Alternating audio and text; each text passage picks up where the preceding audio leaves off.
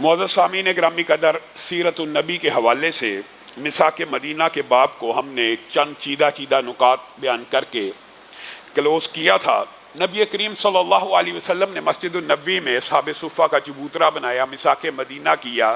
مسجد النبوی کی تعمیر کے بعد جو سب سے اہم کام نبی کریم صلی اللہ علیہ وسلم نے اسلامی ریاست میں کیا وہ کیا تھا؟ نبی کریم صلی اللہ علیہ وسلم نے جائزہ لیا کہ جب مسلمان بازاروں میں جاتے ہیں تو معیشت کے اوپر یہودیوں کا کنٹرول ہے، معیشت ساری کی ساری ان کے کنٹرول میں ہے، مسلمان مظلوم اور پسا ہوا طبقہ بن جاتا ہے۔ یہودی سود کے اوپر لین دین کرتے ہیں، یہودی اپنے جو ان کا حساب ہے اس کے مطابق مسلمانوں سے لین دین تجارت کرتے ہیں، مسلمان مجبور ہیں، معیشت ان کے ہاتھ میں ہے۔ تو رسول اللہ صلی اللہ علیہ وسلم نے اسلامی ریاست کی جو آپ کے سامنے خد و خال بیان کر رہا ہوں، ان میں سے ایک نہایت اہم خد و خال وہ یہ ہے کہ نبی کریم صلی اللہ علیہ وسلم نے مسجد النبوی کی مغرب کی جانب کیا کیا؟ کہا مسلمان اپنا ایک الگ بازار قائم کریں گے۔ یہ جو رسول اللہ صلی اللہ علیہ وسلم کی سیرت میں باب آتے ہیں نا، ان کی اگر تشریحات اور تفسیر پڑھی جائے تو اسلامی ریاستیں خود بہت ترقی کر جائیں۔ یہ روٹی کپڑا اور مکان بھی شریعت محمدیہ کے ذریعے ہر مسلمان کو مل سکتا ہے۔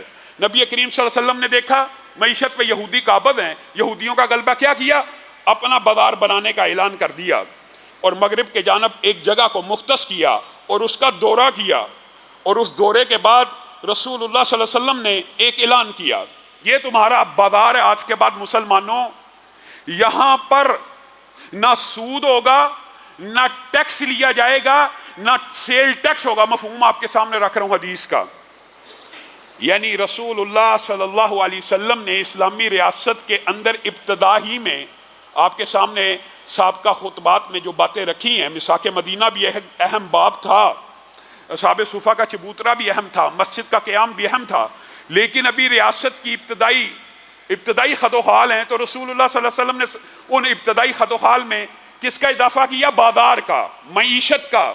اور رسول اللہ صلی اللہ علیہ وسلم نے معیشت کا جو رہنما اصول یہاں پہ بتلایا وہ کیا ہے؟ مسلمانوں کا بازار اور معیشت ڈیوٹی فری ہوگی، اس کے اوپر کوئی ٹیکس نہیں لگے گا، اس کے اوپر کوئی خراج نہیں لگے گا، یہاں پہ سودی لین دین نہیں ہوگا۔ اسی لیے حضرت عمر نے یہ کہہ دیا تھا کہ مسلمان کے بازار میں وہ آ کے تجارت کرے، چاہے غیر مسلم آئے تجارت کرے اجازت ہے، لیکن وہ آئے جو اسلامی معیشت کے قوانین کو سمجھتا ہے۔ رسول اللہ صلی اللہ علیہ وسلم نے وہ کون سے خد و خال اسلامی معیشت کے اسلام میں بیان کیے؟ یہ ایک لمبا چوڑا موضوع ہے، اور اس حوالے سے انشاءاللہ سیرت کے بعد بھی جو بات ہے وہ آپ کے سامنے رکھیں گے، لیکن ابتدائی خاکہ دباچہ اور خد و خال ضرور رکھنا چاہتے ہیں۔ رسول اللہ صلی اللہ علیہ وسلم ایک طرف بازار قائم کر رہے ہیں اور دوسری طرف مسلمانوں کو ایک تلقین کر رہے ہیں کہ آج کے بعد اس بازار میں جو بھی داخل ہو وہ کیا کہے؟ لا الہ الا اللہ وحدہ لا شریک لہ لہ الملک ولہ الحمد یحیی و یمیت وہو حی لا یموت بیدہ الخیر وہو علی کل شیء قدیر۔ یہ کیوں کہہ رہے ہیں؟ ایک طرف بازار قائم کر رہے ہیں، اور آپ کو پتا ہے بازار دنیا کے اندر سب سے بدترین جگہ ہیں، کیونکہ یہ مادیت کی جگہ ہوتی ہیں۔ انسان ان مادیتوں میں، آپ نے اگر رسول اللہ صلی اللہ علیہ وسلم کی حدیث کو سمجھنا ہو تو آپ کسی بڑے سٹور پہ چلے جائیے، میٹرو پہ چلے جائیے، یہ جو بنا ہوا ہے ایمپوریم مال پہ چلے جائیے، اسی طرح کے مختلف مالز آپ کو شہر میں ملیں گے۔ رسول اللہ صلی اللہ علیہ وسلم 1400 سال قبل بازار کو بدترین جگہ کیوں کہہ رہے ہیں؟ کیونکہ یہ مادہ پرستی کی جگہ ہوتی ہیں، اجازت ہے، مباح ہیں، ظاہر تجارت تو ہونی ہے، لین دین تو ہونا ہے، لیکن رسول اللہ صلی اللہ علیہ وسلم ان کو بدترین اس لیے کہہ رہے ہیں کہ یہ جو لگژریز ہوتی ہیں، انسان مادیت میں مگن ہو جاتا ہے، اس مادیت کے پیچھے بھاگتے بھاگتے ایک وادی سونے کی ہو تو خواہش کرتا ہے دوسری بھی ہو۔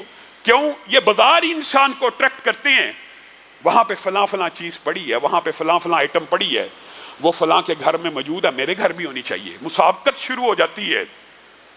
یہ بازار انسان کو اس طرف ضرور لے کے جاتے ہیں، اسی لیے ابتدا کیا کی کہ جو بھی داخل ہو یہ پڑھ کے داخل ہو۔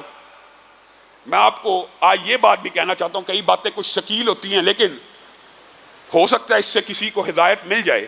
جتنی بھی عبادات ہیں، جتنی بھی عبادات جتنی بھی عبادات ہیں، ذکر الہی سے لے کر نماز سے روزہ زکوٰۃ، جتنی بھی عبادات ہیں ان کی ابتدا اول کہاں سے ہوتی ہے؟ عادت سے، عادت بنانی پڑتی ہے، پھر آہستہ آہستہ وہ عادت عبادت بن جاتی ہے۔ اور اس کا مقصد کیا ہوتا ہے؟ ہر عبادت کا کیا مقصد ہے؟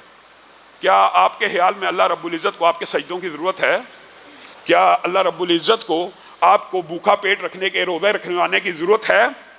یہ آپ کے اپنے لیے ہے۔ کس لیے؟ عبادت کا، ہر عبادت کا ایک ہی مقصد ہوتا ہے کہ اس کو بجا لانے کے بعد اللہ دل میں خوف خدا پیدا کر دے، اللہ دل میں تقوی پیدا کر دے۔ ہر عبادت اول عادت ہوتی ہے، اور یہ عادت انسان کو خوف خدا کی طرف لے جاتی ہے۔ آپ نے اگر دیکھنا ہو کہ آپ کی نماز قبول ہو رہی ہے، آپ کا ذکر اذکار قبول ہو رہا ہے یا نہیں ہو رہا، تو اس کا بڑا آسان کلیہ محدثین نے یہی بیان کیا ہے، اگر تو وہ عبادت دن بدن آپ کے اخلاق اور آپ کے معاملات، میرے بھائیو یہ بات بڑی اہم ہے جو آج کرنا چاہتا ہوں۔ عبادت کرنے والے بڑے بڑے ولی اللہ بھی دیکھے ہیں، اور بڑے بڑے نیک لوگ ہمارے معاشرے میں ہم نے دیکھے ہیں الحمدللہ۔ اس مساجد میں بھی، ان مساجد میں بھی بڑے بڑے بزرگ آتے ہیں، اور اللہ تعالیٰ ان کی عبادتوں کو قبول کرے۔ لیکن مشاہدہ یہ ہے کہ عبادت کے پکے اور پختہ لوگ بھی معاملات کے کھوٹے نکل آتے ہیں۔ عبادت کے پکے اور پختہ لوگ، 5 وقت کا باجماعت نمازی، 30 دن کا روزے رکھنے والا، اگر تیری عبادت کا اثر تیرے معاملات پہ ظاہر نہیں ہو رہا، اور تو معاملات کے اندر رسول اللہ کی اتباع اور پیروی نہیں کر رہا، تو اللہ معاف کرے، میں تو یہ فتویٰ نہیں دیتا کہ تیری عبادت قبول نہیں، لیکن تجھے اپنی عبادت کے اوپر نظر ثانی کرنے کی ضرورت ہے۔ تیری نماز میں تجھ میں اتنا خوف پیدا نہیں کیا کہ تو سود چھوڑ دے؟ نماز تو پڑھ رہا ہے، روزہ تو رکھ رہا ہے، لیکن بازار کے جو آداب رسول اللہ صلی اللہ علیہ وسلم تجھے سمجھا کے گئے ہیں وہ تو نہیں چھوڑتا۔ بازار کا پہلا ادب، اس وظیفے کو، اس کلمے کو پڑھ کے بازار میں داخل ہوا جائے،